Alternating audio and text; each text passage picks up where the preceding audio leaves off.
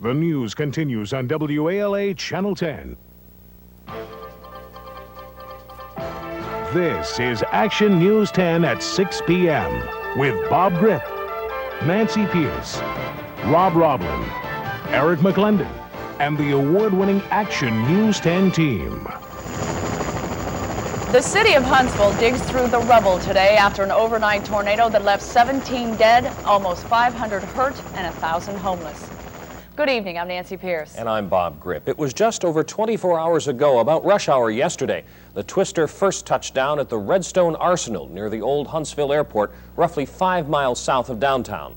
From there, it headed east across busy Memorial Parkway, then down heavily built-up Airport Road where the worst damage was reported.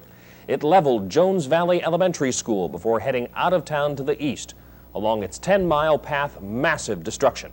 Lance Williams was in Huntsville at daybreak. From the air, it's a distant ribbon of ruin that stretches for 25 miles. Up close, it tells a story of damage and loss that hit too close to home. The Holy Spirit Catholic Church looked like a picture from World War II, but the church priest says he'll press on. So, of course, the sanctuary remains a sign of faith for us, and we know that people are going to gather here again, and we'll rebuild this place, and there'll be services here again before too long. The tornado damage was confined to a long and narrow path in the city's southeast section.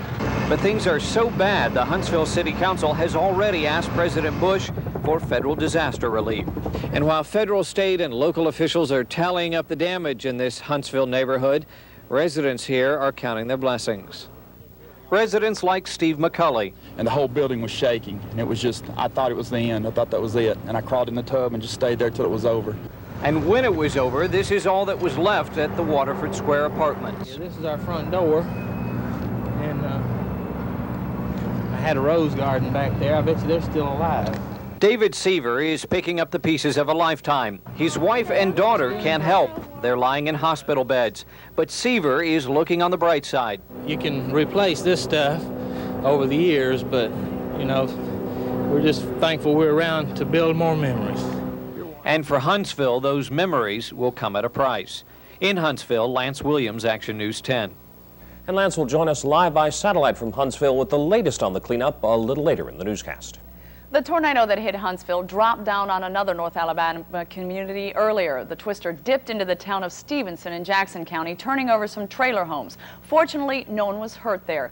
It was only a short time later that the same storm caused all the destruction in Huntsville. A second tornado touched down in east central Alabama in the Mellow Valley community in Clay County.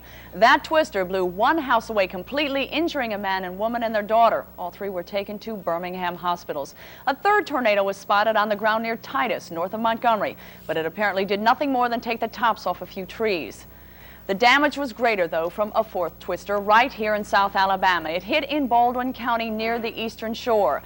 Just about 6:40, the tornado came down southeast of Fairhope near the intersection of Highways 33 and 32, also known as Clay City Road and Marlowe Road. Byron Day picks up the story from there. I don't know. It was here and then it was gone. Last night was a nightmare for George and Clara Langford. A small twister, one of 5 reported in Baldwin County, destroyed part of their home. But it wasn't until this morning that the Langfords were able to see just how much damage had been done to their home and just how fortunate they had been. You know, you can replace all this, but lives, you know, you just can't replace. Just good man up above was just looking out for us. As friends and relatives stopped to offer help and support, George Langford remembered those terrifying seconds of the night before. My wife was in the hallway. She was walking down the hall to put some clothes away, and I told her, I said, stay in the hall, and I hit the floor. And the doors were rattling. It was just like somebody was trying to get in. The Langfords suffered no injuries, but they possibly were just minutes away from a real tragedy. Clara Langford's 2 children were late coming home after running errands. The thought of what might have happened gave her even more reason to be thankful. I said, well, the kids would have been here in a matter of seconds, you know. And after we seen this, and thought, God, how lucky we was. Where at? I said, down by Fish River. Now you Byron Day, Action News 10. Last night it was stormy weather. Tonight it will be very chilly. Roblin has that in his forecast in a few minutes. In other news around the state tonight, Alabama's next execution is set for just a few hours from now. 43-year-old Arthur James Julius is set to die in the electric chair just after midnight.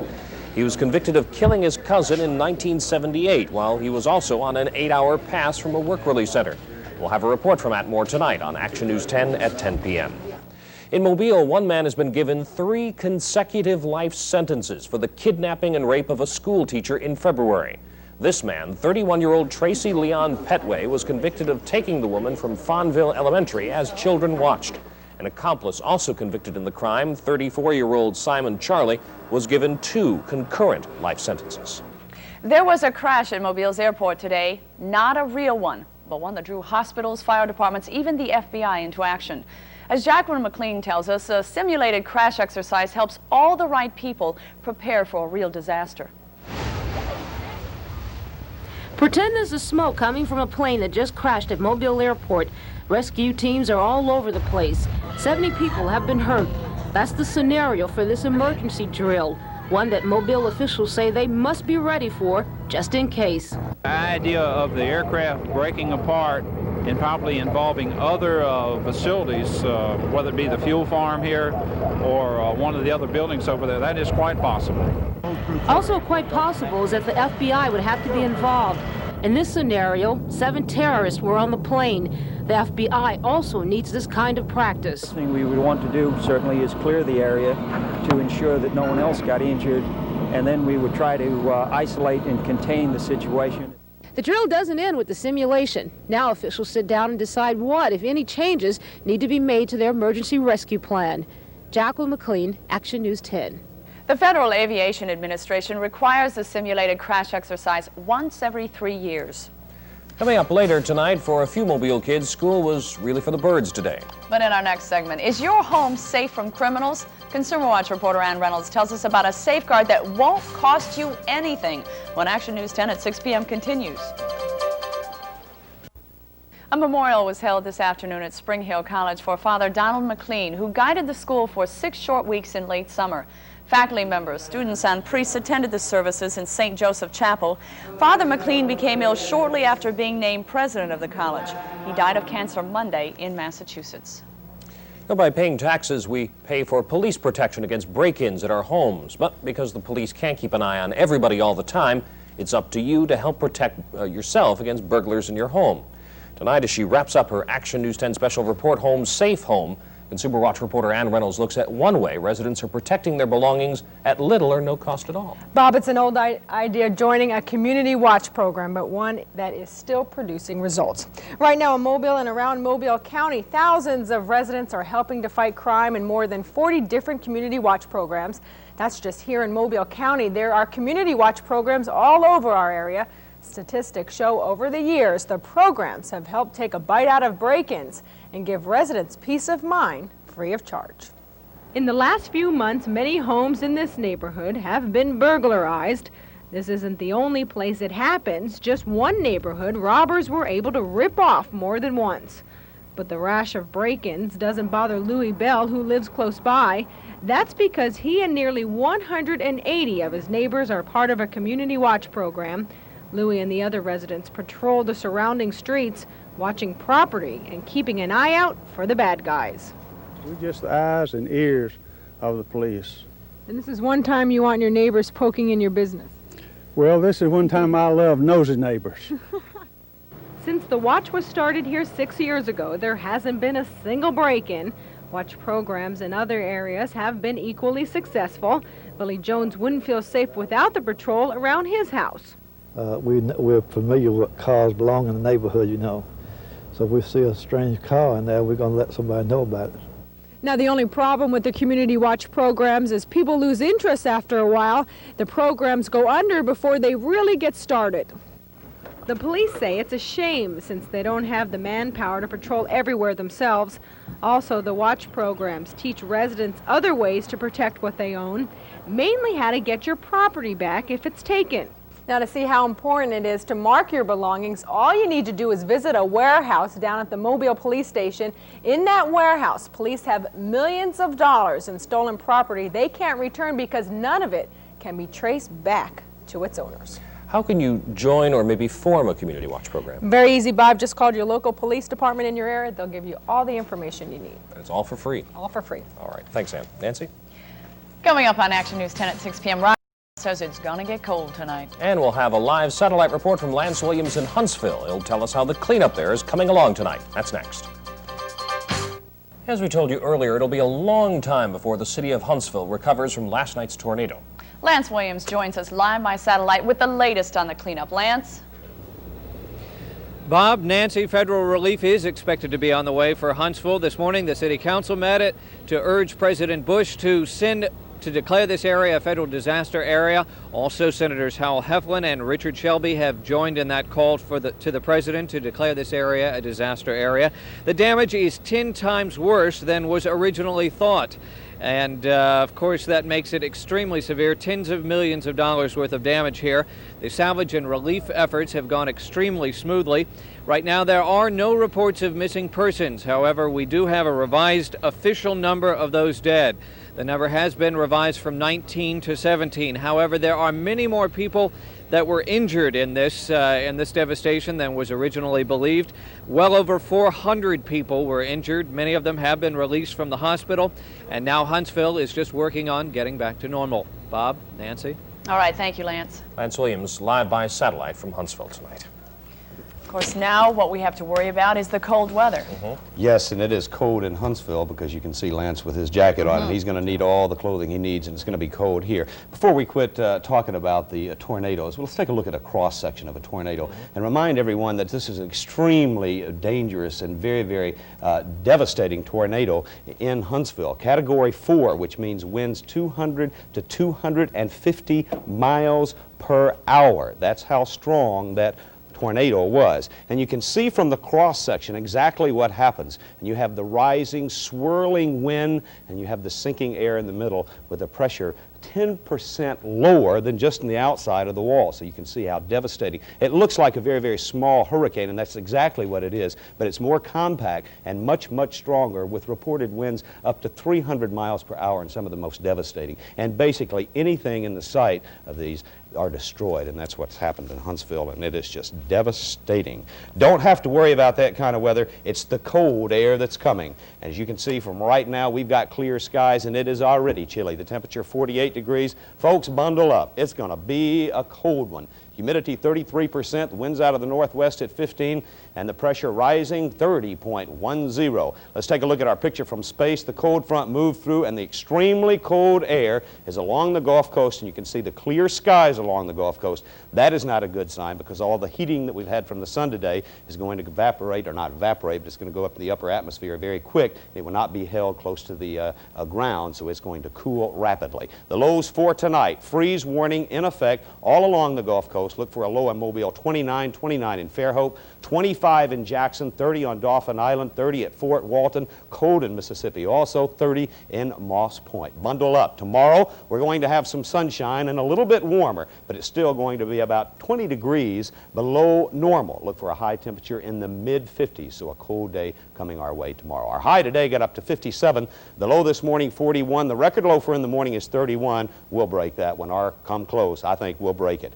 The sun will rise in the morning. It'll be a beautiful sunrise, 6:21, but it'll be so cold, stay inside, and it will set at 4:55. No rain, and the water temperature is 66. Here's tomorrow's map. You can see what's going on. High pressure system controlling our weather. Lots of sunshine, very cold. What about the weekend, you ask? Well, it's going to gradually warm, beginning tomorrow, actually, and by the weekend, some warmer air. However, there's some showers moving ever so close on Saturday evening, and then on Sunday, look for some scattered showers, and it's going to be a wet, cold rain. High temperatures right at 70 degrees on Sunday. Tides coming our way, 2 o'clock in the morning. Look for a high tide. There's the low tide and the river stages. Small craft advisory is in effect. It's going to be windy tomorrow. Freeze warning for tonight. A low in Mobile, 29 degrees. Tomorrow, still cold. High 57, low 35. The next 5 days, it's going to be cold, folks. Warming up by Sunday to 66. That's still below normal because the normal high for today is 69 degrees. And by Monday, our temperatures will be about normal. So very, very cold weather coming tonight, tomorrow, and into tomorrow night. Yep. Bundle up. Coming up in sports, Eric McLendon says a former Mobile High School basketball star is facing suspension from the NBA. And John Mastrini looks at the star of the Viger Wolves backfield a day before the biggest game of the year. All that and more when Action News 10 at 6 p.m. continues. Well, Viger's going to try again tomorrow. And they'll all have to bundle up when they go to Ladd Stadium. Yeah, and that's kind of a shame, too. It might hold the crowd down a little bit. No. Of course, Murphy won the first time. I think that kind of woke Viger up, but we'll see tomorrow night. Tomorrow night at Ladd Stadium, they'll hold World War II. Viger and Murphy, the rematch. As John Mastrini reported tonight, if Murphy is going to have the same success, they're going to have to cling on Cleon. Game 1. Murphy beats Viger 22-6. And although he showed flashes of brilliance, the Wolves' #1 running back, Cleon Jones, is shut down. He averages 100 yards a week, but against Murphy, he picks up less than 50. And now with everything on the line in Murphy-Viger 2, the health and performance of this quiet son of a Met may determine whether or not Viger gets a chance to play for their 3rd straight state championship. Well, they did it in the first game, but after hours of highly inconspicuous surveillance of the defense, we're still not really sure how Murphy stopped Cleon Jones. No secrets? No secrets. We just played good, hard defense, and we knew what we had to do. We knew if we could stop Cleon and stop the offense that we could pull it up. Some nagging injuries may have also kept no knee on Cleon from shining bright against Murphy. A groin pull here, a muscle pull there, but now he's healthy. Well, almost. Talking about my injury, you know, it's about the same, but I'm 100% in my mind, and that's enough for me because I'm going out there to give all I have. Cleon looked awfully healthy against Baldwin County last Friday, rushing for 104 yards and scoring 3 touchdowns in the 25-15 win. But wait, Murphy's pointless Panther defense appears to be in peak form, shutting out Foley 27-zip. He's something that a defense is going to be concerned about this week, any week that they play, and I think it's been true since week 1. Cleon, really, if you look at him, when you know he's in the game, you know that it's time for a score because he's going to make it. So it looks like Viger-Murphy 2 may come down to a battle of pure physics, an irresistible, albeit semi-injured force against an immovable object. In Mobile, John Mastrini, Action News 10 Sports. Alrighty. Former Blunt High School basketball star Roy Tarpley has been suspended indefinitely from the NBA by counselors in his aftercare program. The banishment from the NBA comes 1 day after Tarpley was arrested on charges of driving while intoxicated and resisting arrest. The 25-year-old showed up at practice in Dallas this morning but would not comment on the incident. This is the 3rd time Tarpley has violated the league's drug policy, and it leaves his teammates wondering why. About it and what's going on. I just hope everything will just move on and pass on by and just see what happens. When you woke up this morning or heard it for the first time on the radio, whatever it was, what went through your mind? Well, I just hope that it wasn't the 3rd strike, of course, and I just hope that that Roy would be with us this morning. Tarpley attended Blunt in 1977 and 78, his freshman and sophomore years. Another Blunt graduate is struggling with his pro career tonight. Derek Burrows recently discovered a spinal condition that will likely keep the Buffalo Bills cornerback from ever playing basketball again. Team doctors have advised Derek to retire rather than risk injury. Burrows has cervical stenosis, a condition that also ended the careers of several other NFL players. Burrows says that he might try and hook on with another NFL club sometime in the near future. That is some bad news for the folks out at Blunt. Hopefully these guys will be able to turn things around, and Derek will, of course, be all right from that back injury. Yeah. That sounds pretty severe. Sounds dangerous. All right, thanks, Eric. Still to come on Action News 10 at 6 p.m., a very seasonal story. Next week, most of us will be eating turkey, but today, some Mobile school kids got another view of the gobblers. A real turkey of a Take 10 when Action News 10 continues. Coming up tonight on Action News 10 at 10 p.m., the sludge train that has been sitting in Moss Point, Mississippi will be on its way back to Baltimore soon. We'll tell you about the train's long-awaited departure from the Gulf Coast. And California residents celebrate the reopening of the bridge connecting San Francisco and Oakland, the one that was damaged in the deadly October earthquake. Finally this evening, with Thanksgiving just around the corner, turkey is on everyone's mind. But just how much do we know about these odd-looking creatures? Well, in tonight's Take 10, Randy Tatano attends a class where the students do nothing but talk turkey.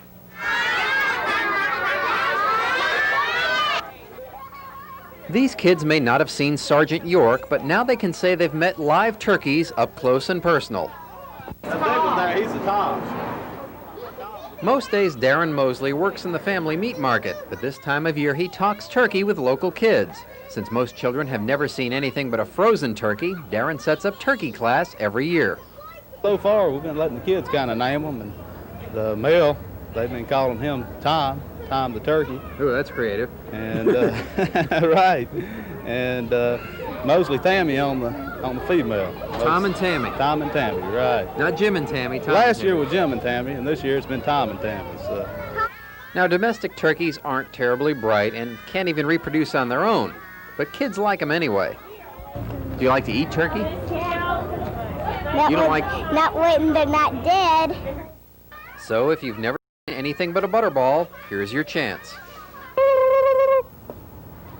And there is a happy ending to the story. Tom and Tammy are public relations turkeys, so they won't be on the Thanksgiving dinner table. In Mobile, Randy Tatano, Action News 10. That little girl had a good point. Right. That does it for Action News at 6 p.m. Be better than a dead turkey. Join us for Action News 10 at 10 p.m. right after L.A. Law. Have a good night.